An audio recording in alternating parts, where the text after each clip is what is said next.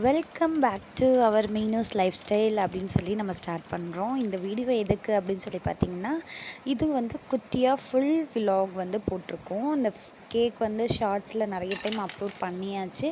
நிறைய பேர் வந்து பட்டர்ஸ்காட்ச் ரெசிபி வந்து சென்ட் பண்ணுங்கள் அப்படின்னு சொல்லி போட்டதுனால நான் இந்த வீடியோ வந்து ஆட் பண்ணியிருக்கேன்.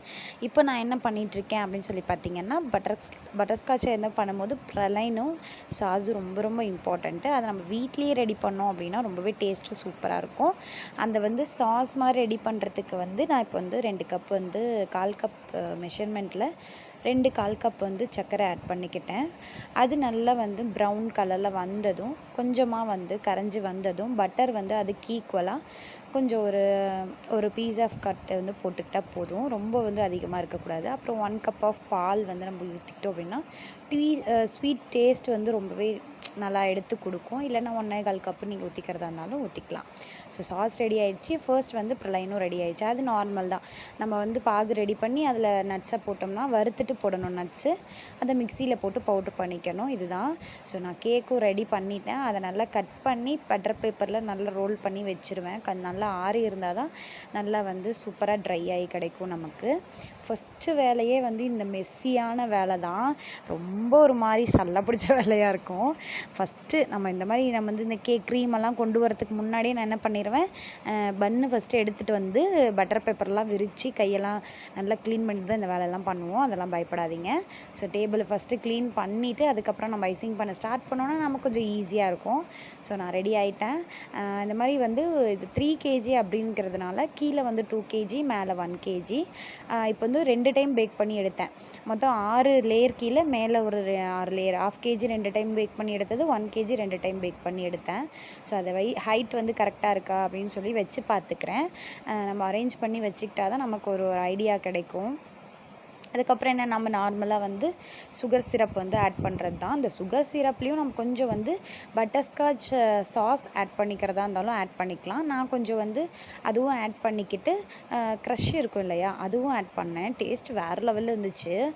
கஸ்டமர் சொல்லியிருந்தாங்க. இது பண்ணும்போதே உங்களுக்கே பாருங்கள் நல்லாவே டெம்ப்ட் ஆகும். பட்டர்ஸ்காட்ச் க்ரஷ் ஊற்றி அதுக்கு மேலே அடுத்த தடவை நம்ம வீட்டுக்காகவே பண்ணணும் அப்படின்னு சொல்லி நான் எங்கள் ஹஸ்பண்ட் கிட்ட சொல்லி நான் இந்த கேக் பண்ணேன். சாஸ் ஊற்றும் போது பார்த்திங்களா உங்களுக்கே நல்லா ஒரு டெம்ப்டிங் கிடைக்கும். நல்லா நிறையவே சாஸ் ஊற்றிக்கோங்க நீங்கள் பண்ணுறதா இருந்தால். இதுக்கு வந்து மெஷர்மெண்ட்லாம் கிடையாது. நான் பண்ண அளவு வந்து எனக்கு 3 கேஜிக்கு வந்து கரெக்டாக இருந்தது.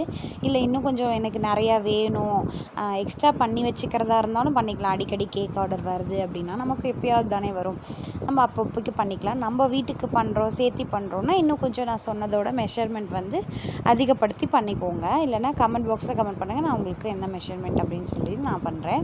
ஸோ க்ரீம் வந்து ரொம்ப அதிகமாகவும் இல்லாமல் கொஞ்சம் ரொம்ப கம்மியாகவும் இல்லாமல் நார்மலாக ஒரு லேயர் கொடுத்துக்கிட்டு ஃபுல்லாக பாட்டம் லேயரை க்ரம் கோட் பண்ணி ஃப்ரிட்ஜில் வச்சிட்டோம் அப்படின்னா அப்பாடா அப்படின்ட்டு இருக்கும். ஏன்னா கேக் ஆர்டர் பண்ணும்போது ரொம்பவே வந்து படபடன்னு இருக்கும். எப்படா முடிச்சு கொடுப்போம். இது வேறு விடிய கால 5 மணிக்கு டெலிவரி பண்ண வேண்டியது கேக். ஏன்னா மத்தியானம் ரொம்ப மொட்டை வெயில் அடிக்குது. இந்த வெயிலுக்கு நான் கேக் கொடுத்து விட்டேன் அப்படின்னா நல்லா வந்து வாங்கி கட்டிக்குவேன்.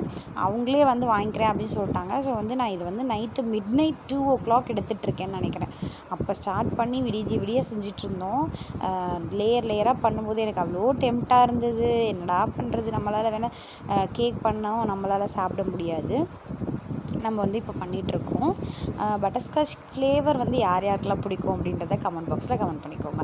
இப்போ ஒரு டைம் பண்ணி கேக் எடுத்தோம் இல்லையா, அது 3 லேயர் பண்ணுறதுக்கே நமக்கு இவ்வளோ நேரம் ஆகிடுச்சு. இது நம்ம நான் ஸ்பீட் பண்ணி காமிச்சிருக்கேன், அதனால் உங்களுக்கு அவ்வளோ ஈஸியாக தெரிஞ்சிருக்கு. ஸோ வந்து சின்னதுக்கு எதுக்கு அட்டை வச்சு வேஸ்ட் பண்ணுவானே, நம்ம தட்டிலே வச்சு நம்ம வந்து க்ரம் கோட்லாம் குடிச்சு எப்படி மேலே தானே வைக்க போகிறோம் அப்படின்னு சொல்லிட்டு நான் ஸ்ட்ரெயிட்டாக வந்து ஒரு குட்டி பிளேட் எடுத்துக்கிட்டு அதில் வந்து ஆல்ரெடி க்ரம் கோட் கொடுத்து வச்சுருந்ததை எடுத்து ஐசிங் பண்ணி திருப்பி வச்சுட்டேன் நான். ஸோ அப்பப்போ நடுவில் கொஞ்சம் ரெஸ்ட்டு கிடைக்கும்.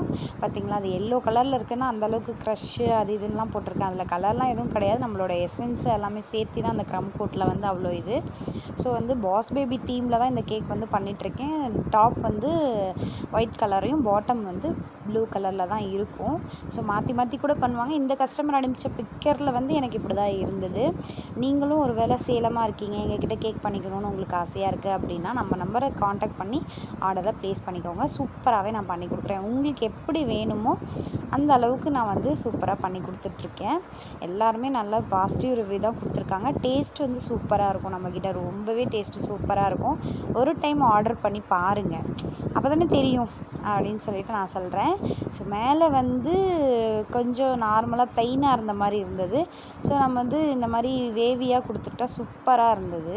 நான் அதில் இல்லை, பட் நான் கொடுத்துக்கிட்டேன். அப்புறம் வந்து 2 ஸ்டாக் பண்ணும்போது கொஞ்சம் கிராக் இருக்கும் இல்லையா, அதை வந்து இது பண்ணுறதுக்காக மணியாக வச்சு கீழே வந்து ஃபாண்டன்ட்டில் அதில் என்ன இருந்ததோ அதே மாதிரி பண்ணி பாருங்கள். இப்படி தான் வந்திருந்தது நம்மளோட பாஸ் பேபி கேக்கு.